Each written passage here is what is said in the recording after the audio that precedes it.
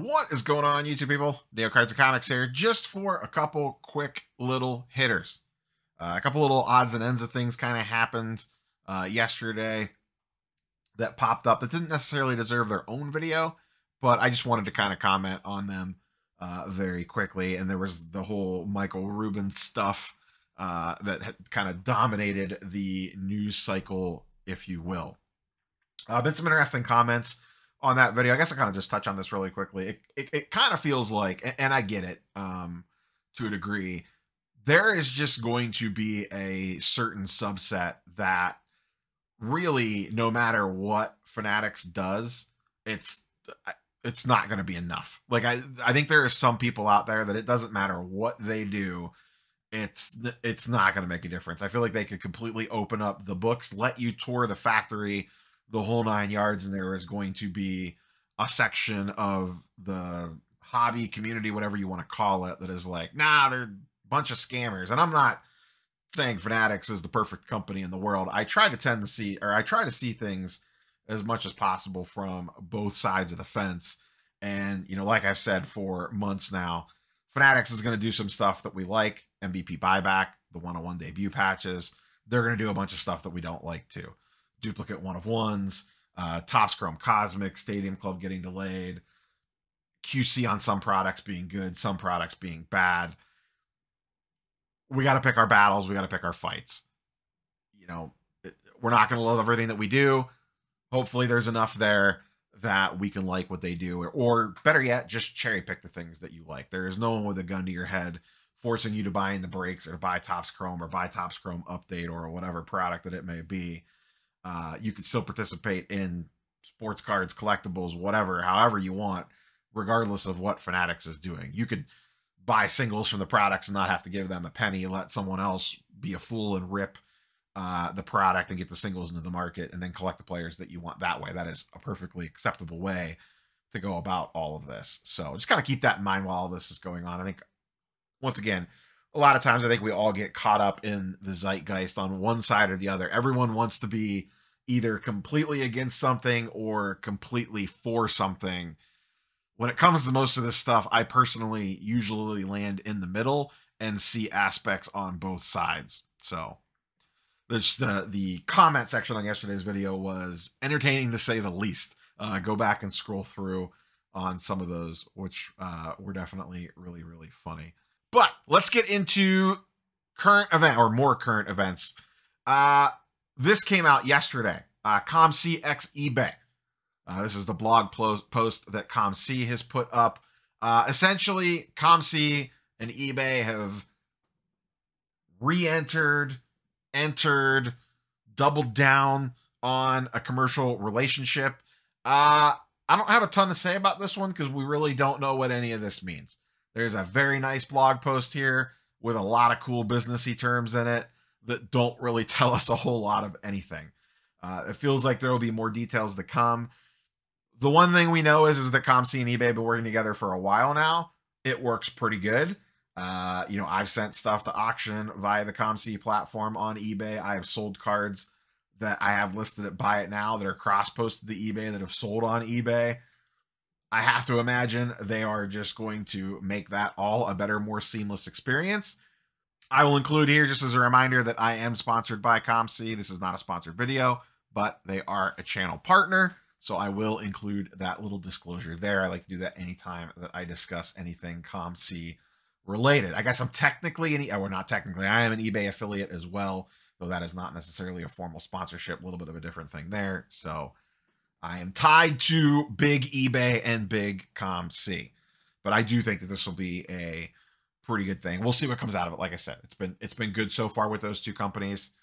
Them doubling down and working together even more seems like a good thing to me. That will be in the details. We'll see what happens when we get to learn more. The other thing that came out yesterday, and this is just a really quick one, but I think it's kind of a cool feature. And if you didn't see this, because it was announced on Twitter, but it wasn't like you got an email about it. Ryan Hogue, president of PSA, tweeted out they have a new little update, and I don't currently have any orders in the queue, or I would pull it up and look. They now tell you, you can see right here, I can't highlight it because it's a screenshot, but right here, estimated completion date.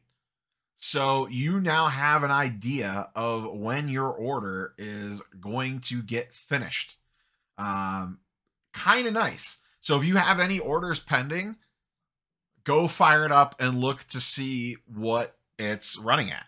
Ryan says here, most orders are being completed. 98.6% of orders shipped in October are at or below the estimated turnaround time. I think, and I'm sure the comment section will fire off here, I think vintage orders and autograph stuff, and I think it's autograph stuff specifically, are still dragging their feet a little bit.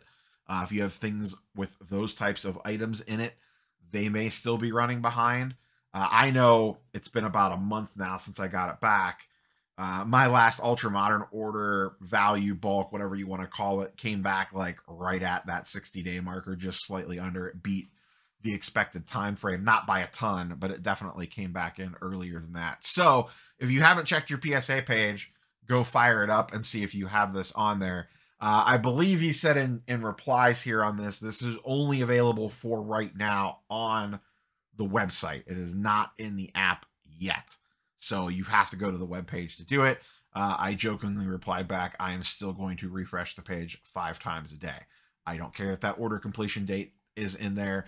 I am still going to refresh that page as many times as possible in a day to see if the order may have done something. I don't care that you send me an app notification when it changes steps. It does not make a difference.